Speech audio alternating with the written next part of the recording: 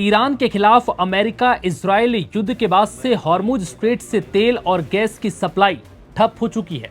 ईंधन आपूर्ति के लिए सऊदी और यूएई जैसे खाड़ी देशों पर निर्भर होना भारत के लिए बड़ा मुश्किल भरा रहा। फिलहाल भारत के खिलाफ रूसी तेल की खरीद पर अमेरिकी बैन हटने के बाद से भारत को राहत जरूर मिली, पर सऊदी और खाड़ी देशों से भारत के लिए तेल सप्लाई कुछ समय के लिए ठप हो गई। लेकिन इस बीच खाड़ी देशों ने इसका तोड़ निकाल लिया है और हॉर्मुज को बाईपास कर कच्चा तेल भारत तक पहुंचाया जा रहा है। अब ये समझिए कि हॉर्मुज के बंद होने के बीच आखिर यूएई और सऊदी से तेल और गैस भारत कैसे पहुंच रहा है। दरअसल हॉर्मुज संकट के बीच सऊदी अरब वेस्ट ईस्ट पाइपलाइन के जरिए भारत तक तेल भेज रहा है।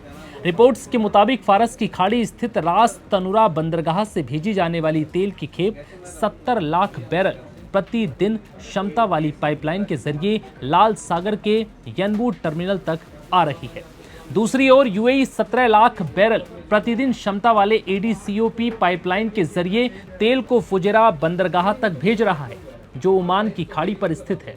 इन दोनों देशों के अलावा खाड़ी के अन्य उत्पादक देश अब निर्यात के लिए बड़े पैमाने पर हॉर्मुज पर निर्भर हैं। भारत ने ओमान से भी तेल खरीद बढ़ा दी है, क्योंकि उसका तेल हॉर्मुज के जरिए नहीं आता। अप्रैल में भारत को ओमान से 1 लाख बैरल प्रतिदिन तेल मिला, जबकि 2025-26 का औसत केवल 18,000 बैरल प्रतिदिन था।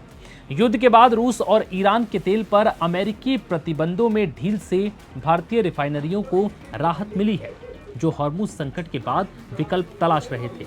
अप्रैल में करीब 7 साल बाद ईरान ने 1.5 लाख बैरल प्रतिदिन और 9 महीने बाद वेनेजुएला से करीब 2.5 लाख बैरल प्रतिदिन सप्लाई फिर से शुरू कर दी।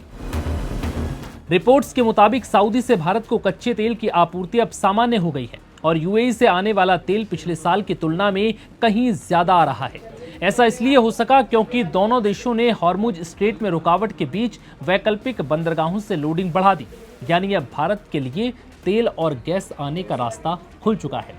Ship tracking firm Kepler research analyst Nikhil Dubey ने इकोनॉमिक टाइम्स से बताया कि रूस से बड़ी मात्रा में तेल खरीद, यूएई से बढ़ी तेल सप्लाई और फिर ईरान और वेनेजुएला से दोबारा आयात ने भारत को थोड़ी राहत जरूर दी है।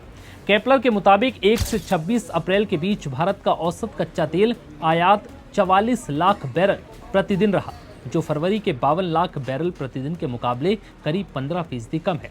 इसकी मुख्य वजह यह है कि भारत के दूसरे सबसे बड़े स्रोत इराक से सप्लाई अब भी बंद है। साथ ही कुवैत और कतर से भी आपूर्ति रुकी हुई है, लेकिन बावजूद फिलहाल भारत के लिए राहत भरी खबर है। अब ये समझिए कि हॉर्मुज में वर्तमान हालात कैसे हैं। बता दें कि हॉर्मुज में करीब 2 महीने से चल रही तनातनी कम होने के संकेत मिले हैं। लंबी रुकावट के बाद तेल और गैस की खेप हॉर्मुज जलडमरू मध्य से होकर गुजरने लगी है। जहाजों की ट्रैकिंग करने वाली वेबसाइट ने बताया कि इस हफ्ते कम से कम 2 टैंकर इस समुद्री रूट से कामयाबी के साथ निकल सके। ईरान और अमेरिका के बीच अभी तक किसी समझौते पर सहमति नहीं बनी, लेकिन ऐसे संकेत हैं कि हॉर्मुज पर दोनों पक्ष अब नरम पड़ रहे हैं।